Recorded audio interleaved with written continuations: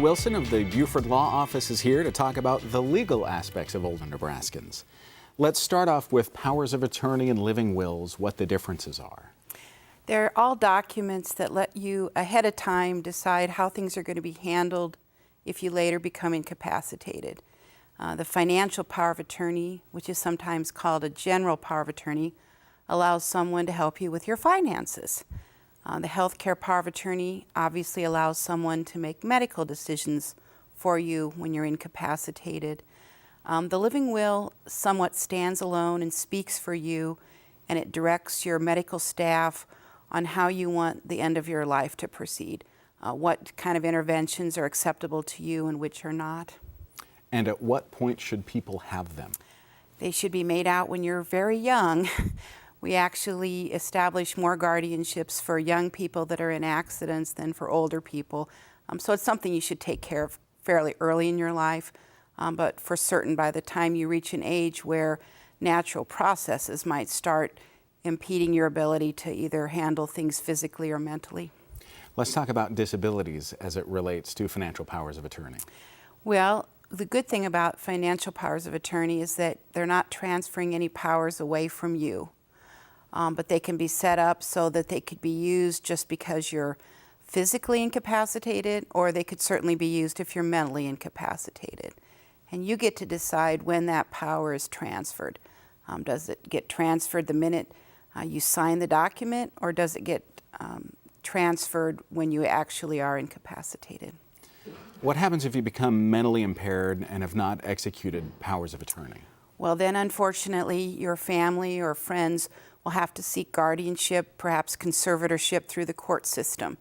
And they will be highly irritated with you if that happens because it's much more expensive and it's much more complicated. Now sometimes that is the best alternative without a doubt. You may not have someone trustworthy to give power of attorney to because no one's going to be monitoring what that person is doing, or there's going to be very little monitoring of it. But that is what will happen if you don't get it taken care of, is eventually a guardian or conservator might have to be appointed through the court. Let's talk more about the healthcare power of attorney in some detail, some specifics about what exactly it provides for. It, first of all, becomes effective only when a doctor says you're no longer able to make your own decisions. And your agent is instructed to try to communicate with you, even if it's just a matter of speech impairment or something else that might affect your being able to communicate easily. But it allows another person to make medical decisions for you. They can decide what kind of surgery you're going to have or where you're going to be placed for health care, whether that's in a hospital or a nursing home or treatment facility.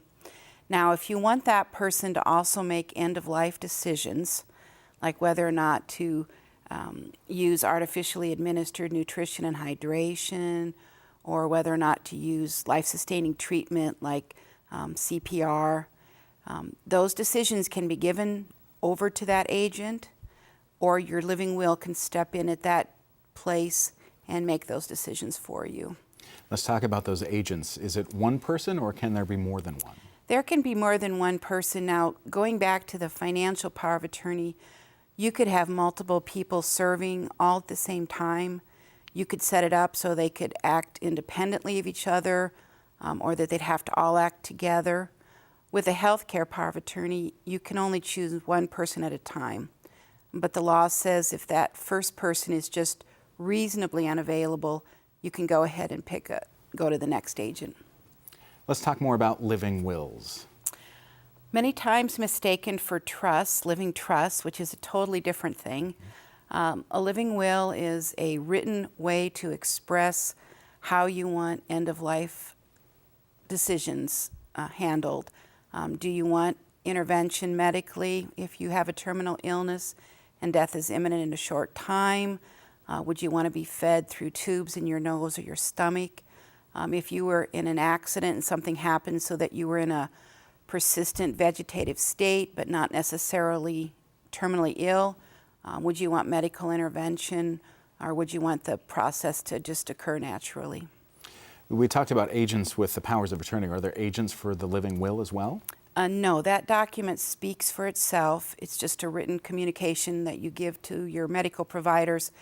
It is important to realize, though, that if you make out a living will, the doctor decides when the condition has been met. Are you now terminally ill? Are you now in a persistent vegetative state? And although the medical community, the provider, usually a doctor, is obligated to notify your family that they think the time is here, that they're going to, for example, take off a machine, the family doesn't have the right to intervene and stop it.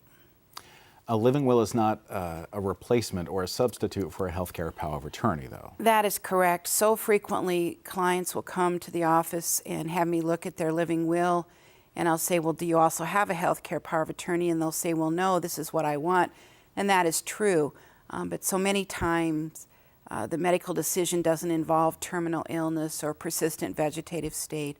It might involve Alzheimer's, Parkinson's, some type of a long-term chronic debilitating illness. Let's go back to the financial power of attorney part.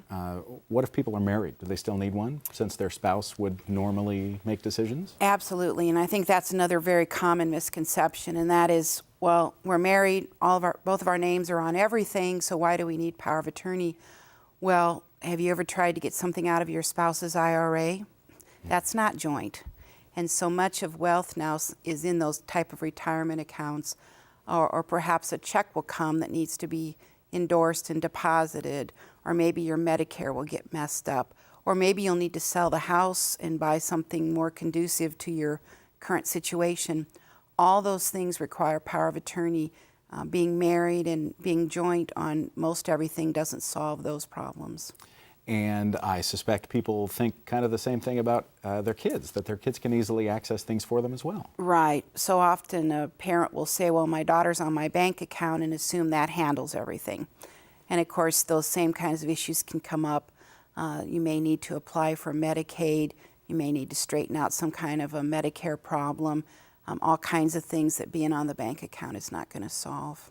What's the most important thing people need to know about these legal issues? Preserving autonomy is so important, and you need to consider the fact that to be fully autonomous, you need to make the choice also about who's going to step in if you become incapacitated, so that it's not just up to the court to appoint one of your 7 children, and they may not make the decision you would have made. It's important for you to take control of all aspects, even the possibility that you might not be able to handle things till the day you die.